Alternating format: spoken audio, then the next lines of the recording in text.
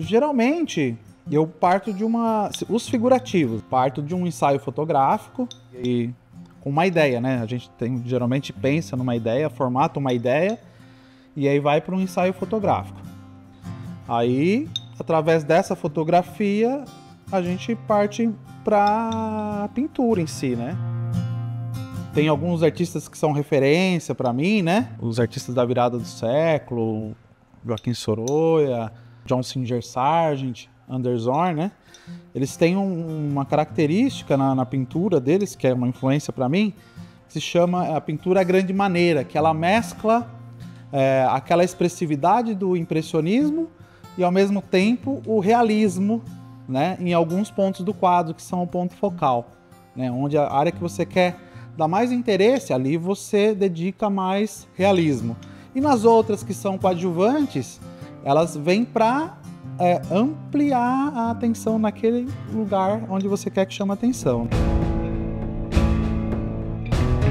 Aqui tem o estudo, né, que eu fiz de técnica do Joaquim Sorolla, onde eu busco umas pinceladas mais soltas, marcantes, né? Essa tinta com bastante corpo. Geralmente são quadros para ser vistos a pelo menos uns 3 passos de distância, para as coisas se condensarem e você ter uma noção do geral. Até mesmo na hora que você está pintando, é interessante que você execute a pincelada, se afaste e fique nesse jogo. Ele até, inclusive, tinha uns pincéis grandes, umas varetas que ele já pintava de longe, colocava a paleta no chão e ia fazendo de longe. Um grande artista, uma grande influência. Talvez o quadro dele que eu mais goste é esse aqui. Um dos quadros que eu mais gosto na vida, assim. Por isso que fiz um estudo. Dediquei quase que um mês de trabalho árduo aí, todo dia, fazendo esse estudo da pintura dele.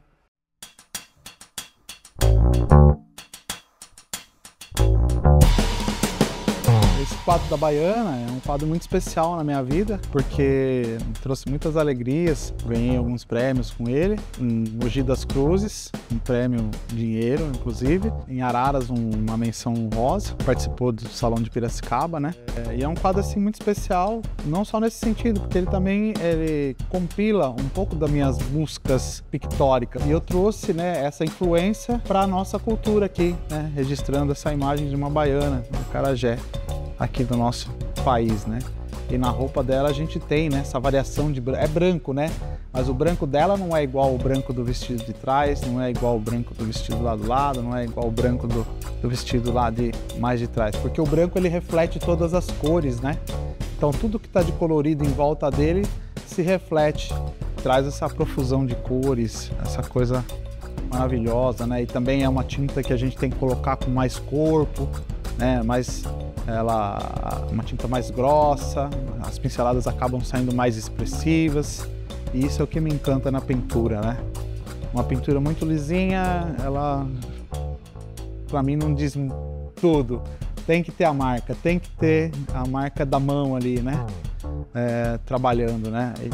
E essas pinturas luministas, elas trazem muito isso, né? Foi um quadro que me trouxe muita alegria.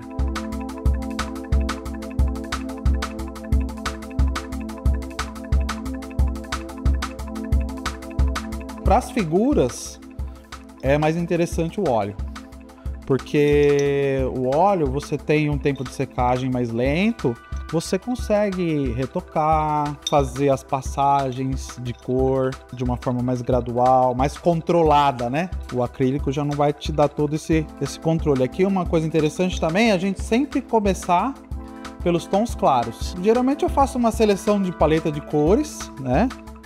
As quais eu vou trabalhar. E depois dessa seleção, começo da cor mais clara e vou inserindo as outras cores mais escuras gradativamente. Mas assim, é um processo muito intuitivo, né? Eu gosto de ver a tinta trabalhar, né? Para mim é como se fosse um processo alquímico, né? A coisa vem se construindo, eu até chamo técnica dos 4 elementos, né? A terra, que é o pigmento, que é uma variação da terra, a água, o ar, que eu geralmente uso o ar para fazer alguns efeitos, e o fogo também, que vocês vão ver. Depois eu vou tacar o álcool e colocar fogo. E aí, com relação à paleta de cores, é uma paleta de cores geralmente luminosa. Eu já passei por paletas de cores mais escuras. O artista, ele gosta de ir se experimentando, né? Eu gosto de experimentar várias formas de construção plástica, várias formas de material, gosto de aquarela, de encáustica, gosto de explorar a expressividade dos materiais. Por quê? No meu modo de entender, uma boa obra de arte, ela tem dois pilares, a expressividade e o domínio da técnica, né? Se o quadro é só expressivo, ele vai faltar alguma coisa, né? Passar tinta na mão e sair batendo é expressivo, mas será que quer dizer alguma coisa isso? Às vezes, por um outro lado, quando o artista tem um domínio exímio da técnica, mas isso pode deixar o trabalho dele um pouco duro, né? Fica transparecendo essa coisa, né? Essa coisa que é só a técnica, né? E não tem muita emoção ali naquele trabalho. Então, quando você junta os dois mundos, né? A expressividade e a técnica, aí você tem uma obra de arte, né? Uma obra-prima, assim, uma obra que vale a pena, né? Você olha e você vê, né? Que ali tem as duas coisas, né? Que tá completo. Uma boa obra de arte, ela qualquer pessoa consegue captar, né? Porque é energia, né? A energia que a pessoa deixa, né? No trabalho. E isso é transmitido no final, né? No resultado final. Acho que ele tinha uns 14 anos, mais ou menos isso. Quando foi que eu percebi assim, que ele tinha assim, esse talento para essas coisas, né? Foi assim, se despertando para a pintura, né? Sempre dizia para o meu marido, né? Cada ser tem uma virtude, né?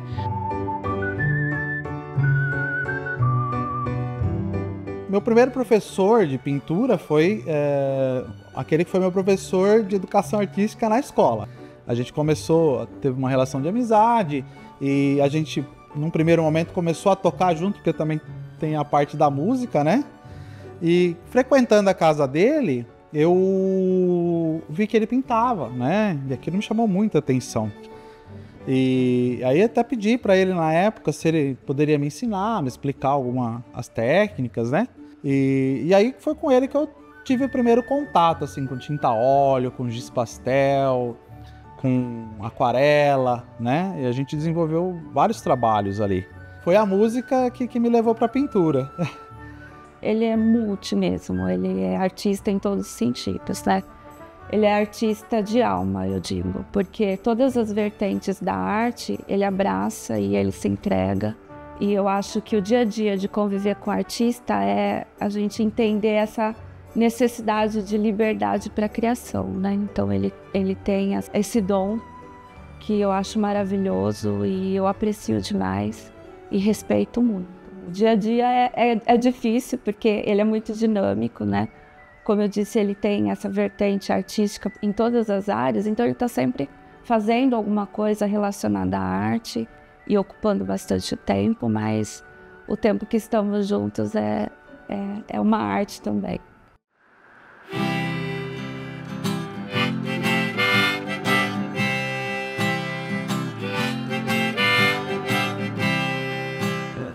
A música, ela entrou na minha vida no começo da década de 90, eu tinha meus 14 anos. Meu primeiro instrumento foi a bateria, uma bateria que minha avó comprou para mim, minha finada avó. E a gente tinha uma banda, eu, um primo meu e mais um colega. Num primeiro momento a gente tirava música, fazia covers, né? Mas já nesse início já surgiu a necessidade de compor, né? De escrever, de pôr essas ideias para fora. Foi quando eu escrevi minha primeira música, era um blues, né? Eu tinha muita afinidade com blues, com o sentimento dele, né? Essa coisa que ele transmite, né? É uma forma de expressar a sua dor, né? A gente estava na adolescência, um momento de profusão de sentimentos, e foi uma forma também de poder se expressar. De lá para cá, só mais músicas, fui aprendendo outros instrumentos, além da bateria, o violão, guitarra. E hoje posso me considerar um multi-instrumentista, né? E compositor. Né? E a música é muito especial para mim.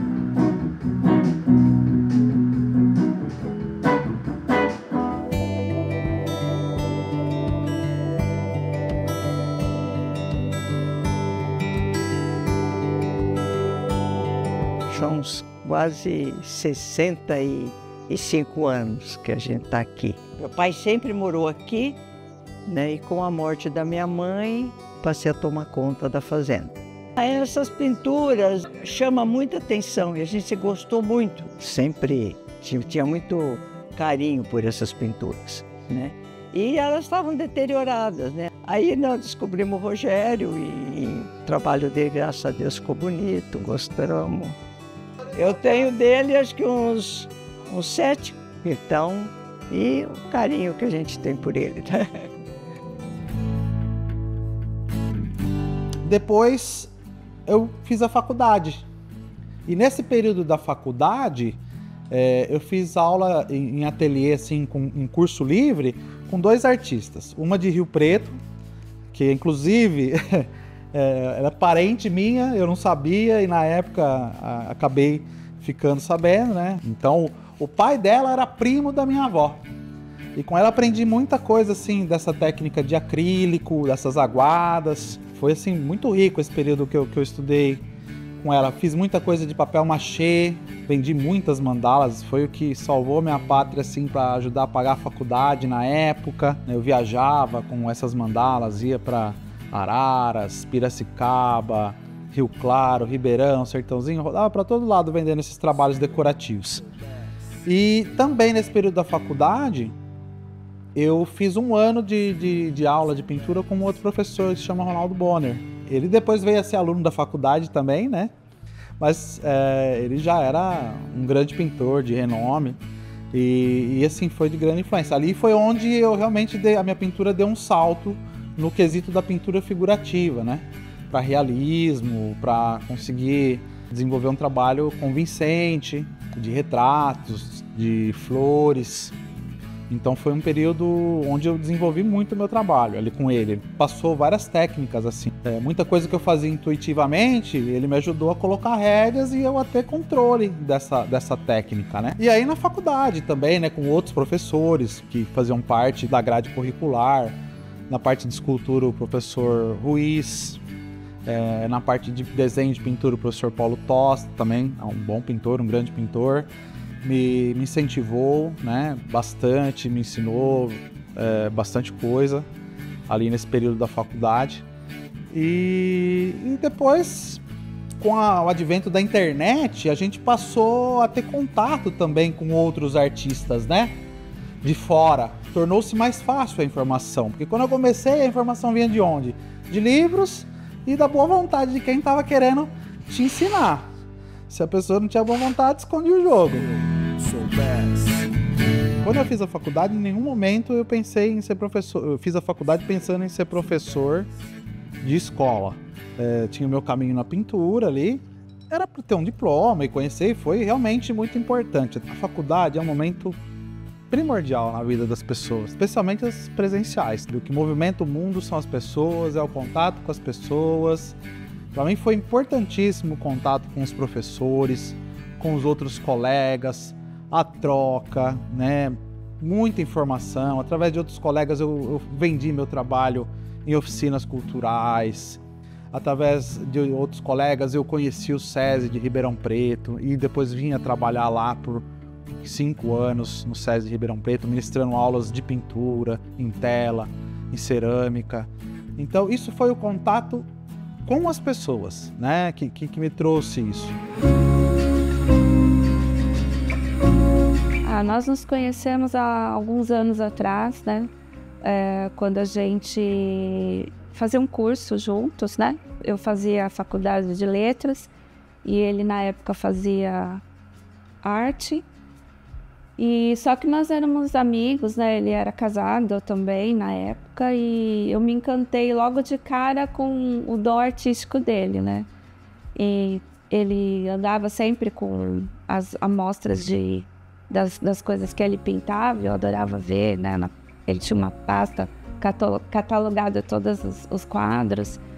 E foi assim que a gente ficou amigo, né? Nós nos conhecemos nessa época. A gente viajava junto no ônibus, não viemos a ter um relacionamento na época, mas a gente se tornou amigo, grande amigo. A gente conversava muito, trocava muita ideia. Foi um momento muito rico assim, de troca com ela, com o meu amigo Clodoaldo Martins, que também viajava comigo de ônibus. Então foram 2 anos de intensas conversas sobre pintura, construção plástica, os artistas que a gente admirava. Sempre um aprendendo com o outro, trocando ideia. Terminamos a faculdade, né, e ele, cada um seguiu o seu destino. E depois de muitos anos, né, quando eu já estava viúva e ele já estava divorciado, nós nos reencontramos, né. Aquela amizade veio a florescer, né, e se tornou um relacionamento, né.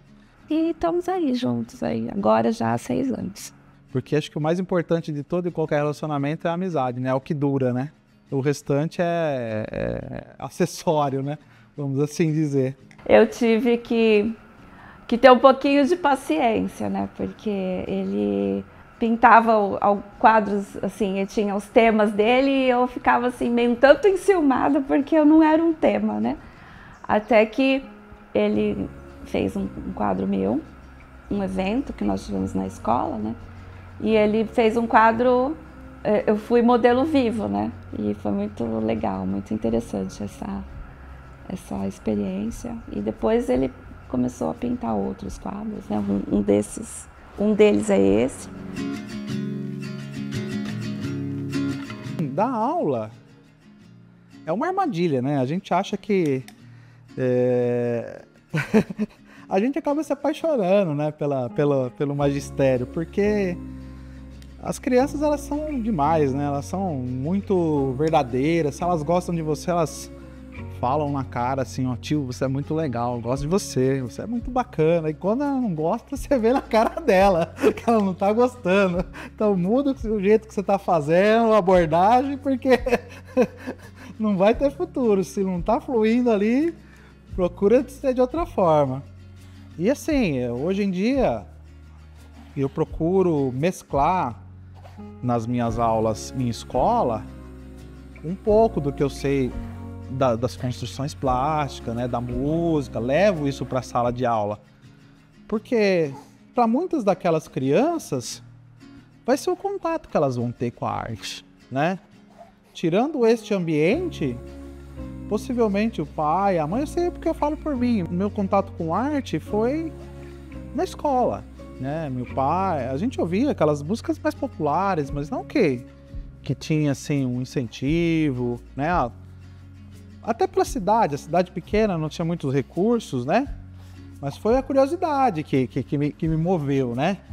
Depois que você começa a caminhar, sim, aí, lógico, vem, as pessoas vê que realmente você está interessado, aí vem aquele apoio, né?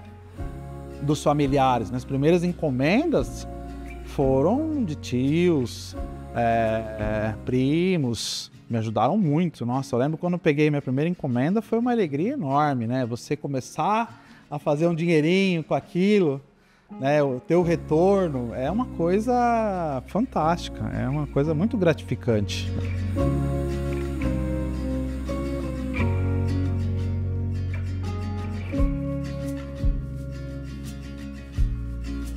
O Rogério, né, ele focou nisso e ele gosta, né? E ele, nossa, ele ficava assim de noite, sabe? O que tinha uma oportunidade, ele ficava pintando, né? E fazendo as coisas, porque ele fazia com carinho mesmo, né? Tenho muito orgulho dele, né? Eu tenho muito orgulho.